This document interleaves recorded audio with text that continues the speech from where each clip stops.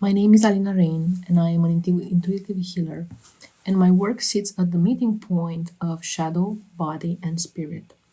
I walk with people who are ready to stop skimming the surface and face what actually needs to shift for their life to change. The path is not tidy, it's not easy, but it is alive, and it is real.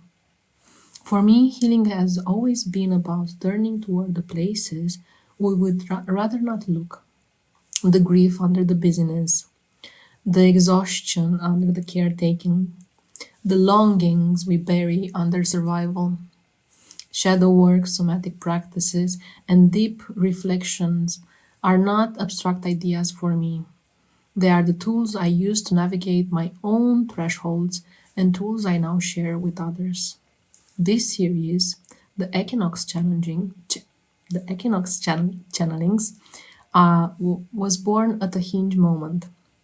Twice each year, the Earth tilts into perfect balance, light and dark, in equal measure. The ancients marked these days as thresholds, and for good reason. They remind us of something we forget in the rush of daily life. We we cannot live on one side alone. We cannot stretch endlessly towards the light without burning out, and we cannot sink endlessly into the dark without losing our way. The equinox says both belong. So these writings, these channelings, are not predictions, they are not lofty ideals. They are mirrors and invitations, and they name the tensions we already carry: work and rest, being and doing, closeness and distance, ending and beginning. They ask you to notice where you've tilted too far in your life, where one part of you has been overfed and another has been starved. And they offer practices and questions to bring you back into dialogue with yourself, not to reach a perfect midpoint, but to recalibrate in small, honest ways. So think of this as a field guide, a map of the hinge. The equinox itself lasts only one moment, but the work of balance is ongoing. You'll find archetypes here like the desert, the vision, the shadow, each one a way of looking at how light and dark, clarity and mystery, strength and vulnerability move through us. You'll find prompts for shadow work, for honest reflection, for feeling the tension in the body rather than just thinking it in the mind. And you'll find reminders that balance is not a final state, but a practice of returning again and again. So here's how I invite you to move through it. Let the words land in your body before you decide what they mean. Notice what pulls at you, what resists, what rings true. Take one question and sit with it. Write it down. Walk with it. Let it disturb you if it needs to. And then try one small correction as you go about your day. A pause when you'd normally push. A boundary when you'd normally collapse your needs. A moment of softness when you'd normally armor up. You don't need to absorb everything at once. You don't need to fix yourself. Balance is not about perfection, it's a relationship. A willingness to listen, to redistribute energy, to let the quieter parts of you have space at the table. And sometimes the recalibration is barely noticeable. Sometimes it may feel like a rupture. Either way, it is movement, and movement is life.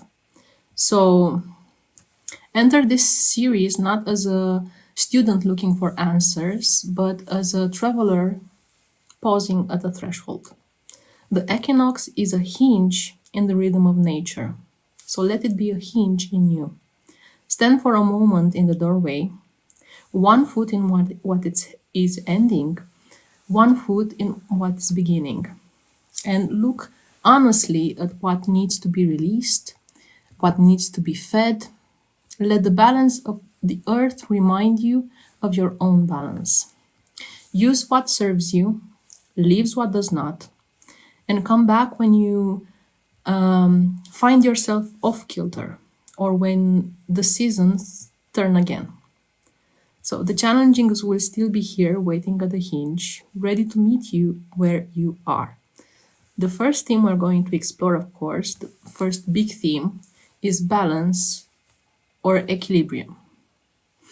And the first sub-theme is that one of light and dark. Where in your life is one side dominating? Work versus rest, being versus doing. So the equinox is a mirror. It's not just a date on a calendar, but a moment in nature when nature itself reminds us that life is made of opposites and that both have a place. We like to pretend we can live on one side, always in the light, or always in the dark, but neither is sustainable. Both carry truth, both carry medicine. And ask yourself, where is the light overexposed in my life right now? Maybe you're in constant motion, keeping busy, producing, striving. Maybe you're staying positive because slowing down would mean actually feeling the grief or the fear underneath, under the surface. Maybe you're always giving, showing up for others, shining outwards, but your own needs and your own reserves are running low. Light without shadow gets brittle. Too much exposure makes the picture fade and unclear. And then also ask yourself, where is the dark pulling too heavily? Maybe you've been retreating into isolation, holding back from connection, or staying so deep in reflection that action never comes. Maybe your rest has tipped into avoidance. Maybe you've lost touch with a sense of movement and everything feels heavier than it needs to. Darkness without light becomes a trap. It swallows the sense that anything can change. So, this isn't about right or wrong. It's about noticing where one side is crowding out the other. Because work without rest leads to collapse. Rest without work leads to stagnation. Doing without being leaves you disconnected, and being without doing leaves you ungrounded. So, balance doesn't mean cutting yourself into halves, it means recalibrating so that no part of you gets exiled. Sometimes balance means giving yourself the opposite of what you've been drowning in. If you've been forcing yourself into productivity, maybe the medicine for you is to pause. If you've been sinking too much into stillness, maybe the medicine is to move and take action. And the energy of the equinox is not asking for perfection, it's asking you to notice this tilt and to correct it in small human ways. But here's the harder part. Balance also asks you to live with paradox. Light and dark don't resolve into a single answer. They coexist, the yin and yang. And you don't have to choose between being strong or soft, visible or hidden, active or still. You're meant to actually carry both in shifting measures depending on the season, depending on the circumstances, depending on the context. So the equinox is a reminder that for one breath, they can meet, and so can you. So pause, ask yourself, where am I overexposed? Where am I undernourished? What do I need to let back in? The truth is, you can't stay in equinox forever. The light will grow, and so, or the dark will. But for this moment, you get to stand at the hinge and see both clearly. And maybe that's all balance really is, not a perfect equation, but the courage to keep returning when you notice you've wandered too far. So the first card is the desert. And this is the archetype of extremes. The desert is not moderate. It does not offer balance in the way we usually imagine it. It offers Extremes: scorching heat by day, biting cold by night. And the swing between them is relentless. You can't survive by clinging to one side. You have to adapt and you have to learn how to hold both. That is the truth of light and dark here. In the desert, not light is not soft illumination, it's exposure, glare, heat so intense it strips you bare. It burns away comfort and forces you into raw contact with yourself. In the desert, dark is also not gentle rest. It's sharp cold, emptiness, vast silence, and it strips you too of distraction, of warmth, of illusions that safety is guaranteed. So this card's imagery holds this paradox. The crescent moon speaks to cycles, waxing and waning, presence and absence, the reminder that even in emptiness there is movement. The moon is not the fullness of light, but the sliver that remains when darkness dominates. It is fragile, but it is enough to help you orient yourself. There is also this hand reaching out of the sand toward the moon. This is the human response to extremes, reaching, grasping, longing for something beyond the barrenness of the desert, of the sand. It's the instinct every human has to seek light when the dark feels endless, or to seek coolness when the sun is merciless. The hand shows both desperation but also resilience and the refusal to sink in completely. The blood red sky evokes intensity, danger, heat, rawness. It is not a gentle horizon, but a reminder that the desert is visceral, alive, and unforgiving. Here, the sky itself becomes a mirror of extremity. And we also have this pixelated sand here that fractures the illusion of solidity. Sand shifts, dune move, nothing is stable. The only constant in life is change. What looks permanent dissolves under your foot. And this is what makes the desert a liminal space. Half real, half dream, and a place between worlds where reality breaks apart. Taken all of it together, this card shows how the desert embodies both light and dark, but never in mild doses. It is the archetype of survival in extremes, and it asks you, can you withstand both hot and cold, heat and cold, knowing they will keep changing places, knowing that they will keep rotating one into another? Can you stop clinging to comfort long enough to see what endures when everything else dissolves? So this is a liminal space where everything familiar breaks down, where mirages tease you with false comfort, and where all that is left is thirst and resilience.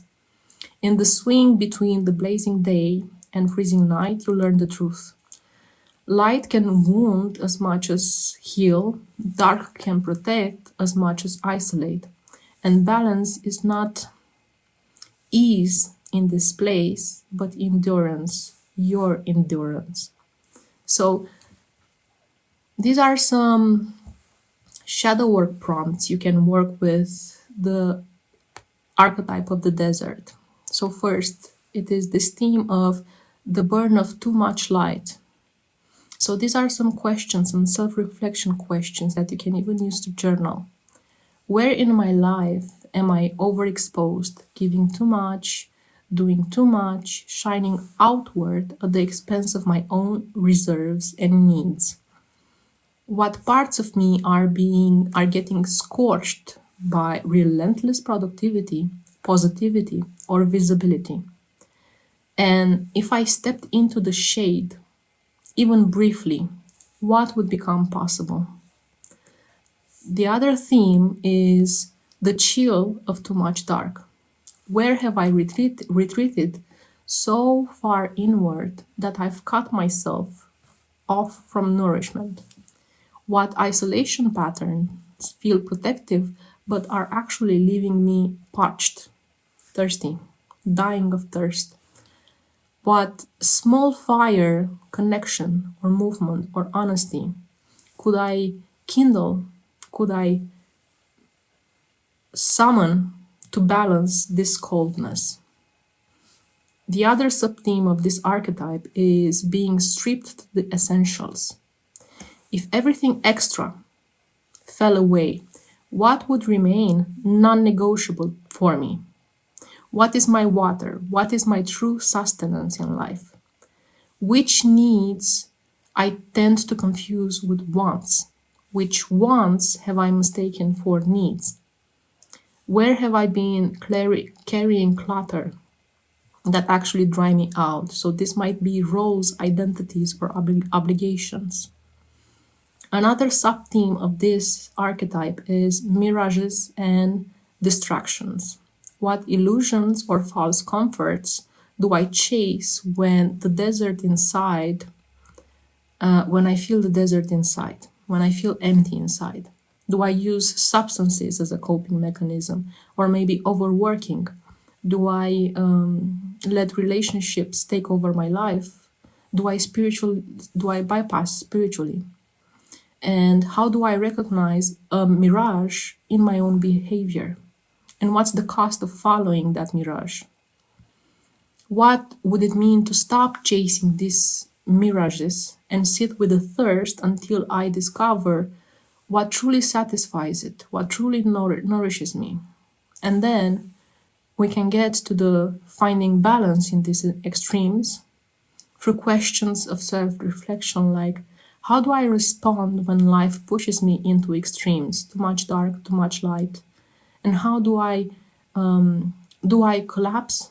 Do I tend to get numb? Do I tend to overcompensate for other people's slack?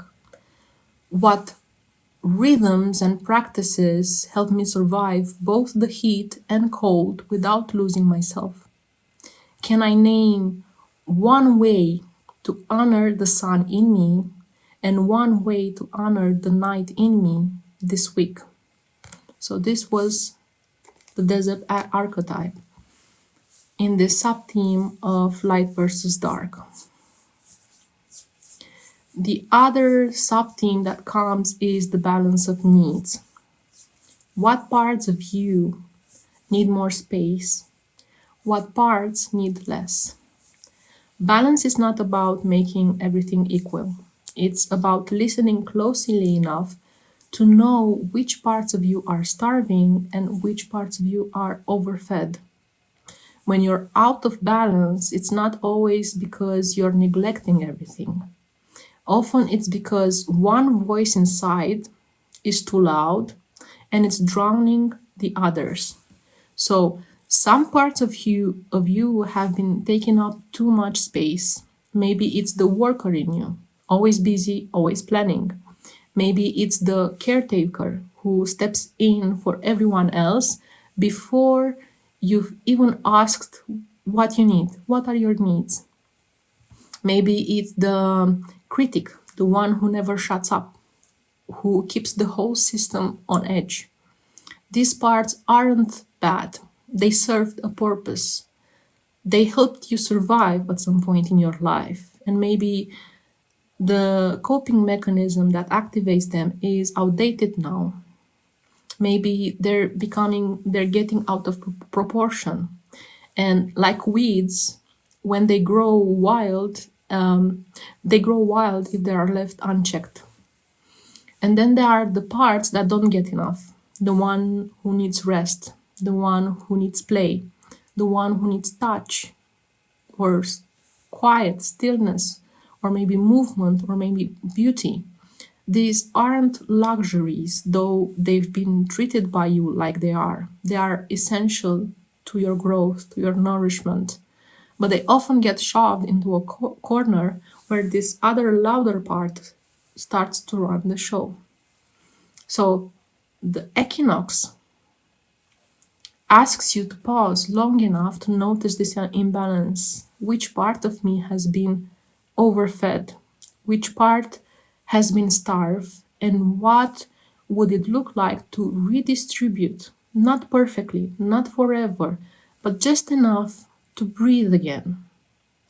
Balance doesn't mean the critic disappears or the worker stops caring. It means they learn to share the table.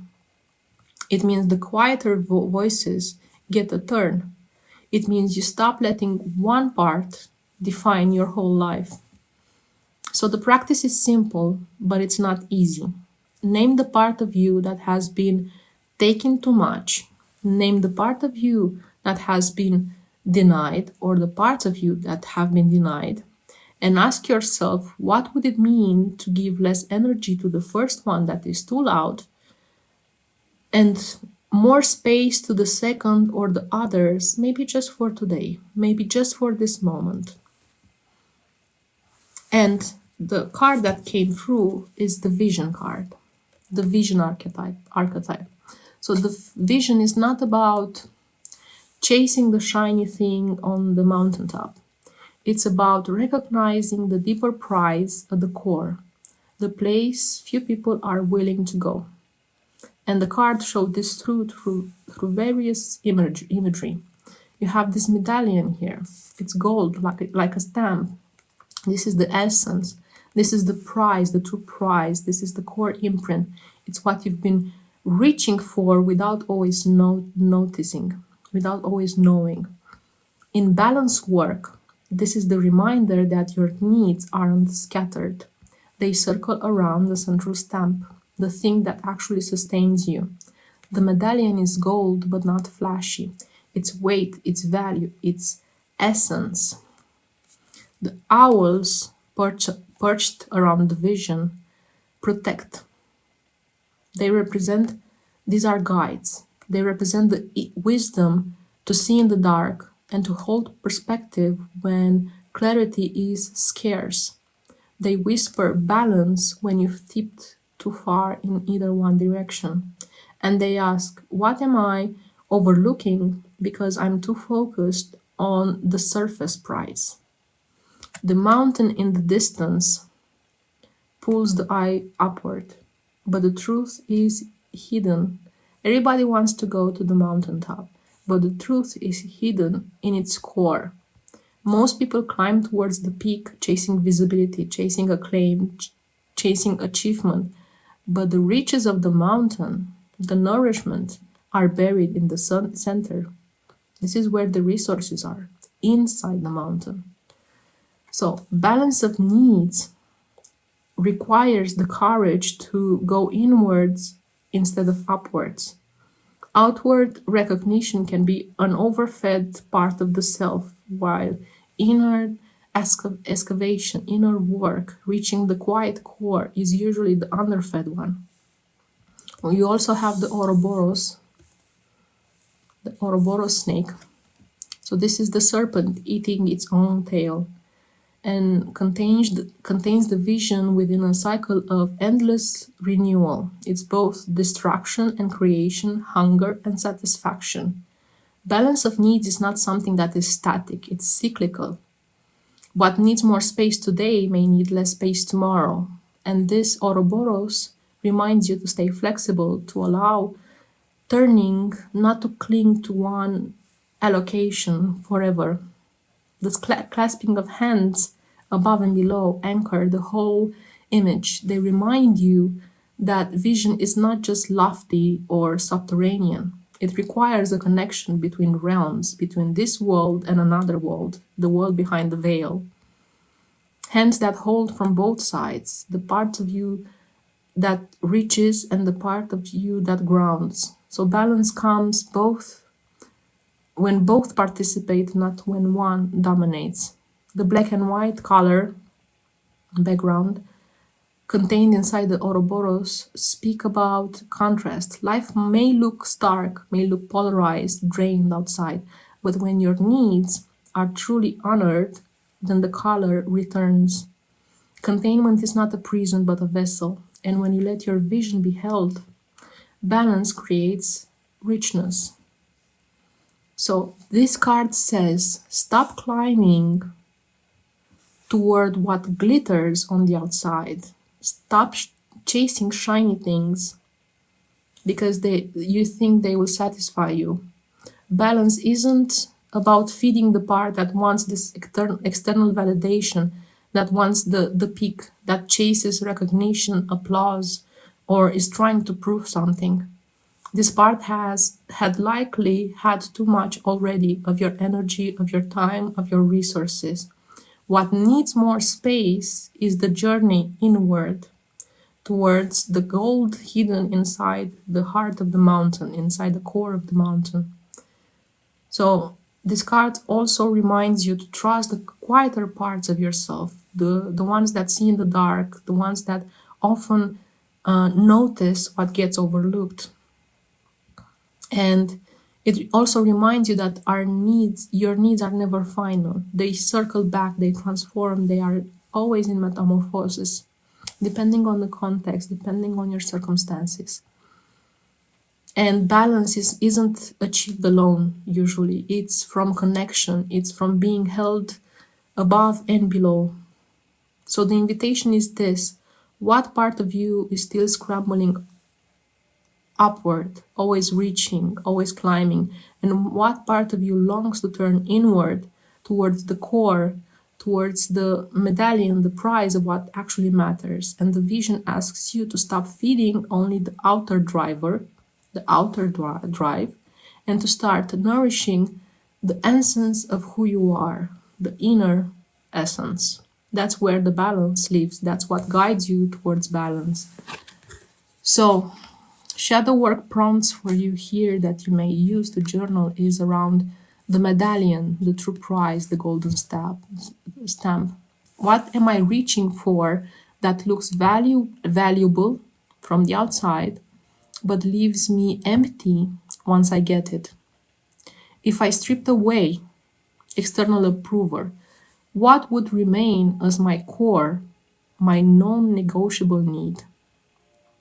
Where in my life have I been going in the right direction because I have been climbing towards the wrong prize that I know won't satisfy me, but I get all this applause, all this validation from other people? The guides, the seeing in the dark, represented by the owls, these are their questions to you for your shadow work. What truths have you been ignoring because they are inconvenient or uncomfortable?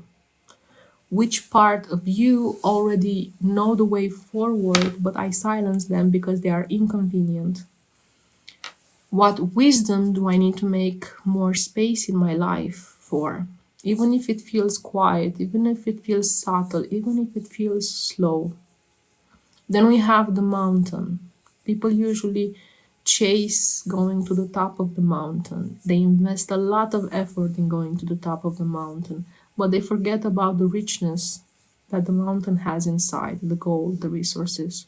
So, where are you chasing the top, the recognition, the visibility, the being seen as enough, at the expense of what would actually nourish you? What's been waiting at the core of you that you've been avoiding because it asks you to go inward instead of upwards? Which parts of you are overfed by this striving, and which part is underfed and needs depth? Then you have the Ouroboros, the cycle of hunger and renewal. Where do I keep feeding the same need without ever feeling full? What part of me clings to old cycles even when they no longer nourish me? How might I honor my needs as cyclical, shifting with seasons, instead of demanding they stay constant? Then you have the containment, the clasping hands, and they ask, what support do I have above? Community, vision, guidance, spirit team. And what anchors do I have below? Body, grounding, daily practices. Which support is overdeveloped and which one have I been neglecting? What would balance look if both my reaching and my rooting were equally held? How would your life transform if that happens? And then you have the contrast of color, the contrast, the contained vitality. Where in my life does everything feel flat, drained, black and white? And what hidden need would bring color back into my life again? And how do I treat containment? Do I view containment as a vessel that allows me to function and gives me the structure to function and have proper boundaries and have proper definition? Or do I see containment as a prison that jails me and cages me? And another question is, what part of me needs more freedom and what part of me needs more holding? The next theme that we are exploring into this light versus dark is accepting the tension. Sometimes balance means living with paradox and resolving it within you. Most people think balance is this clean middle point, like a scale evening out perfectly. But real balance isn't static and isn't neat either. It's dynamic, it's alive, and oftentimes uncomfortable. Sometimes balance isn't even resolution at all, it's tension, it's the pull between opposites that never fully cancel each other out. And this paradox is everywhere. You want to rest and you want to create. You want closeness and you want space. You want to forgive and you still feel hurt. You want to let go and you still want to hold on. These aren't contradictions that need fixing. These are truths that exist at the same time. So the pressure to resolve this tension is often the real problem here. We believe if we just try enough, we can land on the right side and the discomfort will go away. But the truth here is that most of life doesn't resolve that way. The parent who loves their child also resents sometimes the weight of care at the same time. The worker who wants stability and freedom. The partner who longs for intimacy and fears vulnerability. These are not puzzles with single solutions. These are lived realities of many people. So what if the stretch itself between these seemingly polar opposites is the balance you've been looking for? What if carrying both and learning how to carry both is the work you need to do? So paradox doesn't have to weaken you. When you let it exist, it can strengthen you. It's like holding a yoga pose. Your muscles are quivering, are stretching, your breath maybe gets uneven, and everything in you wanting to collapse. But if you stay, you grow stronger. You discover that tension can hold you instead of break you. Balance through paradox is a skill. It means noticing when one truth is trying to erase the other and refusing to let it. It means speaking the full sentence. I want to rest and I want to create. I forgive and I am still hurt. I am afraid and I am brave. When you let both stand, you stop wasting energy trying to eliminate the other. That energy becomes now available for living your life. Sometimes the paradox itself is the doorway. In the middle of I want to stay and I want to leave, you might find the actual truth, and that is I need a boundary. In the middle of I forgive and I am still hurt, you might find I don't need to rush healing. In the middle, I want to rest and I want to create, you might find I can rest first and then I can create with more fullness. So the energy of the equinox and what it teaches us, and it mirrors this truth. Day and night stand equal, but only for a moment. The tension doesn't resolve, it simply is. And in that moment, they both belong. So the next time you feel pulled apart, don't rush to end the stretch and ask instead, what are these two truths trying to teach me by existing together? And what if my task isn't to resolve them, but to learn how to carry them both at the same time as they need to be carried. So let's do a practice in working with paradox. Step one is to name both truths. Balance begins by telling the truth of the split without trying to fix it. So write it down, say it out loud, or feel it in your body. Use the language of and don't use but. I want rest and I want to create. I forgive and I am still hurt. I love them and I need space. Notice how simple naming shifts the pressure because they both belong. Both truths belong. Step two is to feel the tension in your body. Paradox isn't only mental, it lives in the body as well. So notice as you say these things, where do you feel the stretch? Are your shoulders tight? Is your gut giving you trouble? Is your jaw clenching? Is your chest pulled? And instead of trying to release that tension right away, breathe into it. Imagine your breath widening the container so the tension has room to exist. The goal here is not to dissolve it, but to build capacity to hold it. So just breathe into it and breathe into it and just notice it and be conscious of it and give it awareness and see what happens when you relax into that. Step three of this practice of living with paradox is to listen for middle wisdom. When both truths are allowed to stand, a third thing often comes, often emerges. And this is not just a compromise, but this is deeper clarity.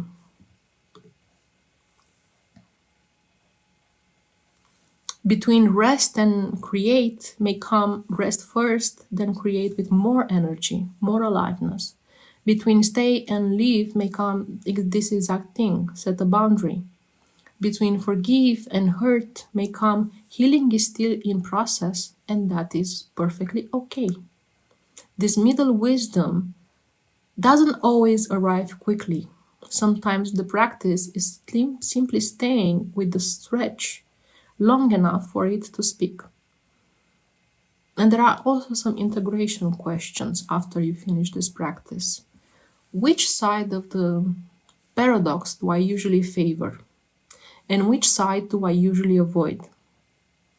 How much capacity do I have for tension before I rush to resolve it? What might happen and what might open if I stop collapsing the paradoxes in my life and let them teach me?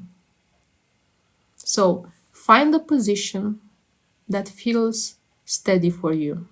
Maybe sitting upright or lying down or standing with your feet planted, and just let your body settle. And take a slow inhale through your nose.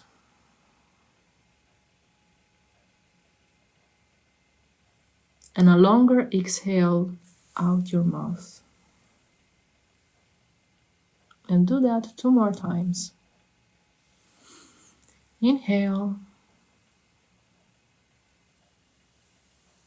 Exhale.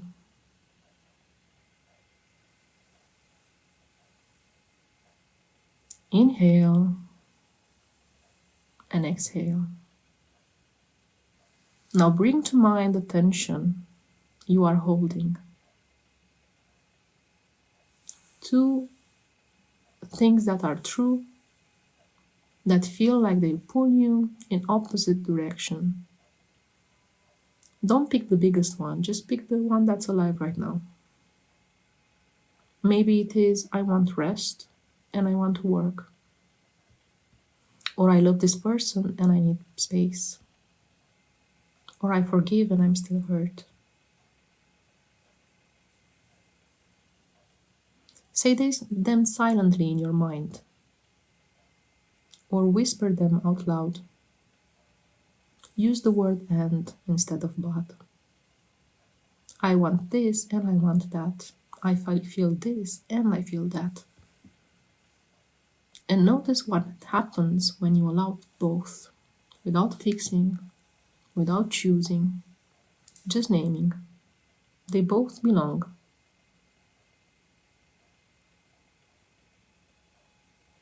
And now you can begin to scan your body. Where in your body do you feel the stretch of this paradox? Is it maybe in your chest, your gut, your throat, your shoulders? Just notice the sensation. Is it tight? Or maybe hot, heavy, buzzing? And just bring your breath into that place. Not to erase it, but to give it more space. And imagine your breath widening the container so the tension can exist without overwhelming you.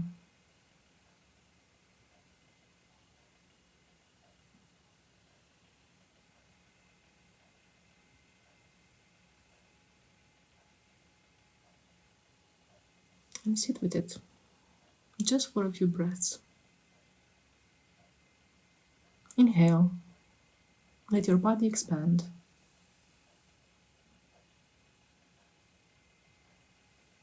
And then exhale and let your body soften.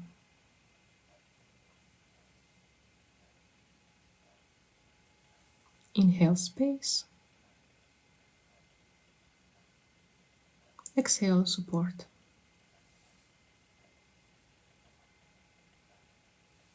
Inhale, expand.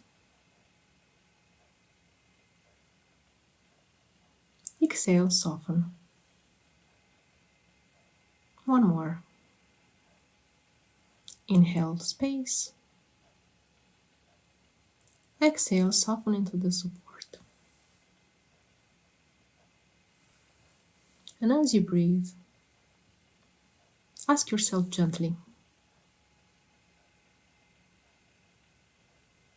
what might these two things that are true at the same time be teaching me by existing together? And don't force an answer here. Just listen. Sometimes there's a third voice that emerges, a middle wisdom, a third choice.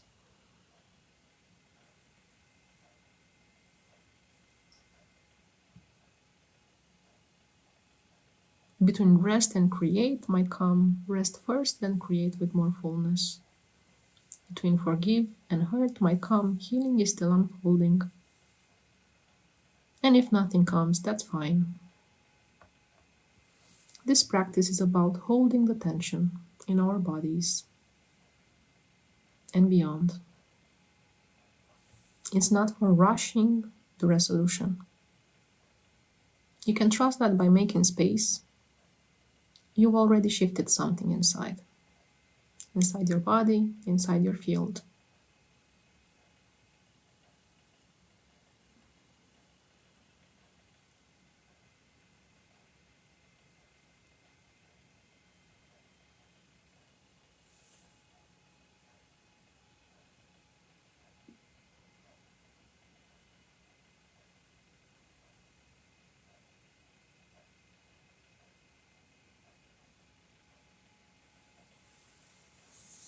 Take one hand to your chest and another to your belly as we close in this practice. And just feel the rhythm of your breath.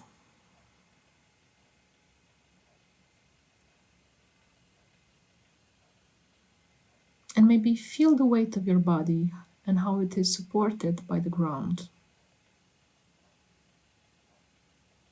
And you can even whisper to yourself, I can hold both. And when you're ready, you can open your eyes if you've closed them and just orient yourself to the external environment.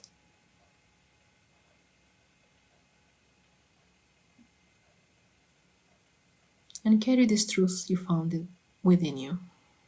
That balance doesn't always mean choosing. Sometimes it means just staying with the stretch until the deeper wisdom arrives.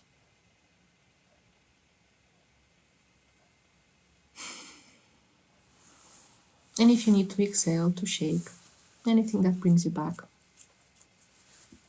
maybe pump your fists. And then we go into the next archetype, which is the Anima Mundi. This translates as the soul of the world. And it is the reminder that everything belongs. Light and dark, beauty and suffering, clarity and confusion.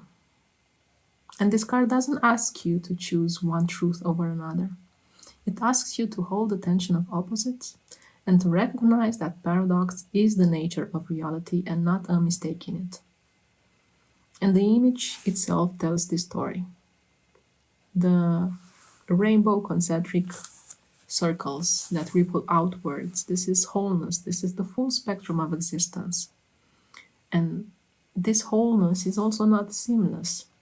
It is interrupted and cut through by this pentagram shape, the 5-pointed star. So here wholeness and fragmentation coexist. You cannot live in endless expansion without form, and you cannot cling to fixed form without acknowledging that everything dissolves. The circles and the star need each other. And around this center, there is no single narrative, all these kinds of symbol. It's a mess, really. Eyes, hands, gems, pearls, planetary symbols, they all float like fragments, and each of one is beautiful.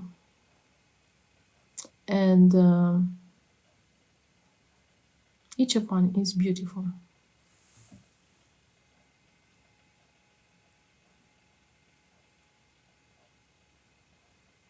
And each of one is significant. Yet no one tells the whole story alone. This is what paradox feels like inside of us. A scattering of truths, each incomplete, each demanding space. They don't line up neatly, they are messy, and they exist in this tension. And that is what makes this whole thing alive. This is what makes the soul of the world alive.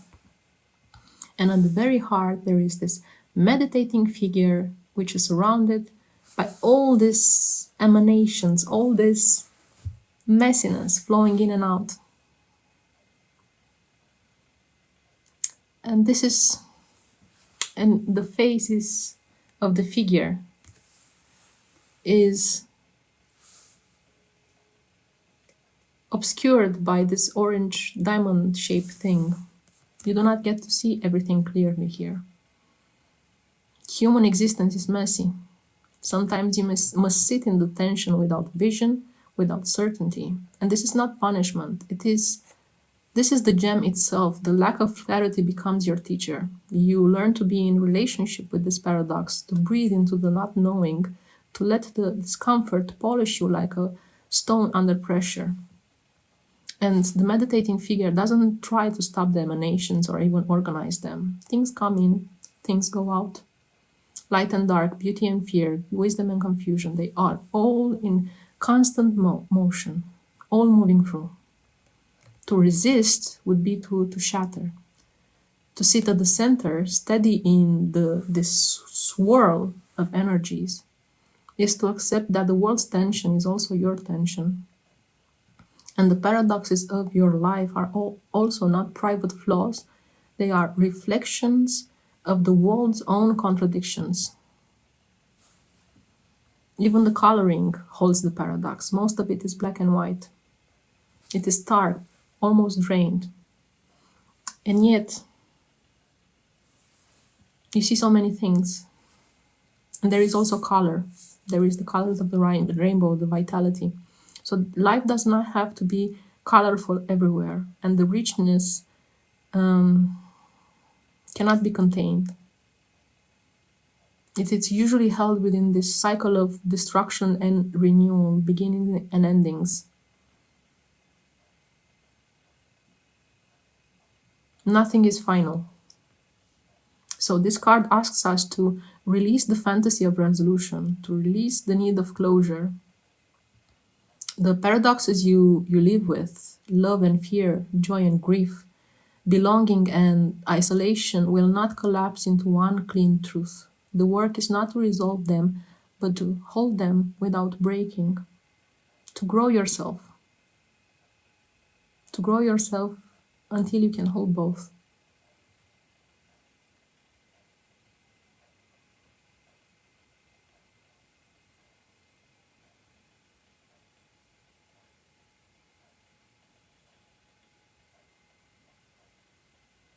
Accepting tension means seeing paradox as the texture of life itself, as the texture of reality itself. You're not meant to fix it, you're not meant to live it.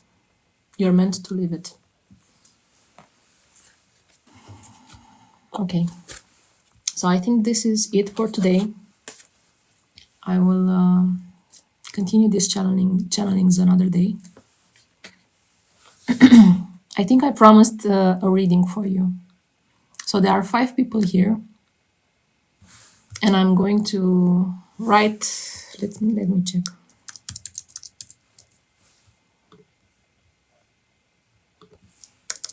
So because there are 5 people, I am just going to input to give me a number from 1 to 5,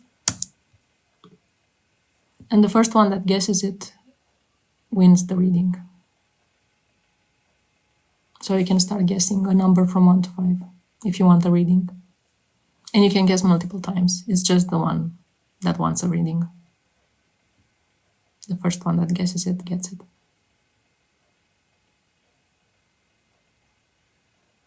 So a number from 1 to 5, and you can guess more than one time.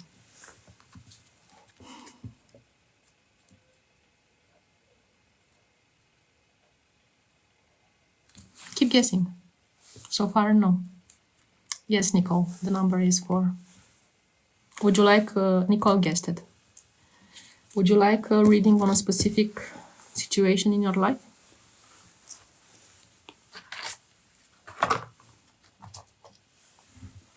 Let me know, Nicole.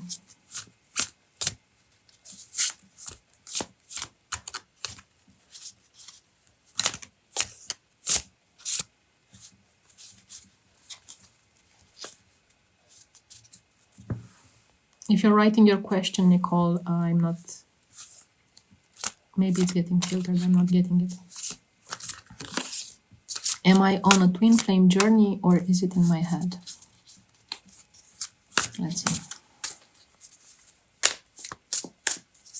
Do you mean with a specific person right now? Because you might be on a twin flame journey, so let's be specific when we ask. If you can just like take a deep breath for me. And then exhale and connect to the intention of your question, Nicole. And let me know when you're ready.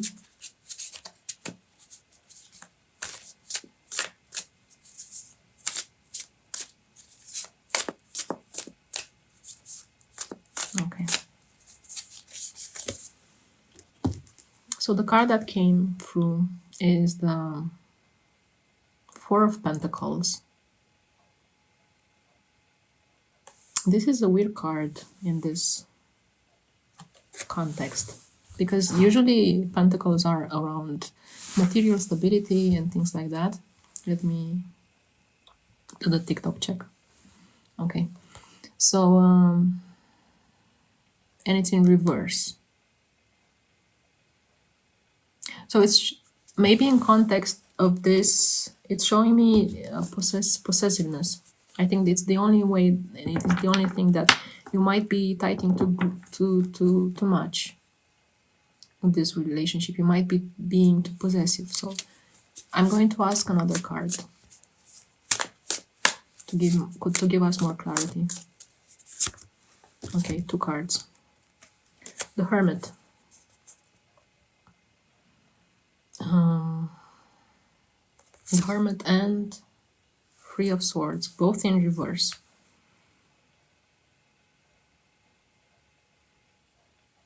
So this is about loneliness and withdrawal. And Three of Swords is about healing and releasing pain and recovering. So this is a good card. This is maybe you're recovering from, or maybe you need to recover from isolation, from too much withdrawal, things like that.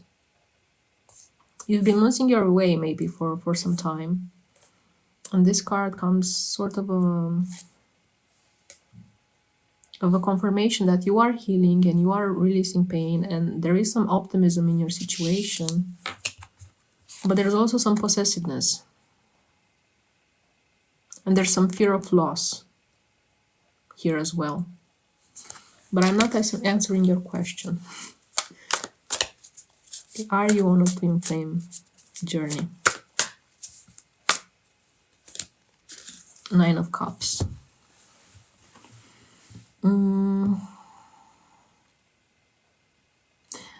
I think that, yes, you might be getting your wish fulfilled. This might be what needs, but being that it's a twin flames journey, it's also something that challenges you, and it challenges you to like step away from this withdrawal and from this isolation and from this fear of losing and being too possessive. Because if you do not walk away from, if you do not heal this, what this relationship is triggering in you, then you won't get this. You won't get the satisfaction. You won't get the emotional stability. You won't get your wishes fulfilled. So you have some, might be, but like, I think yes, but being on a twin flame journey doesn't always mean you also get the relationship. Sometimes it means you only get the growth from it. But there is a definite energy for optimism if you're able to integrate this.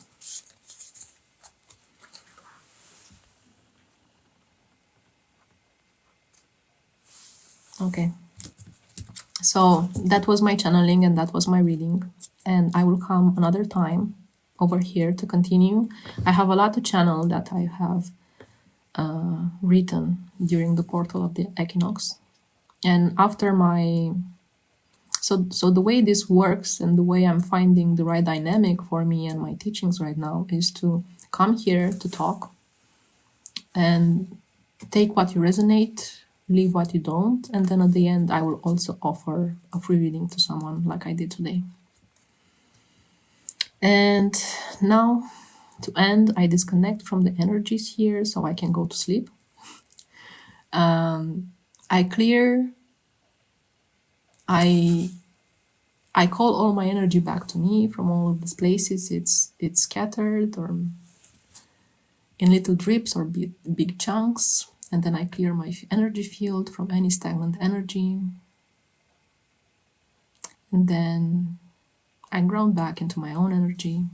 And for today, I have given enough. Thank you, people.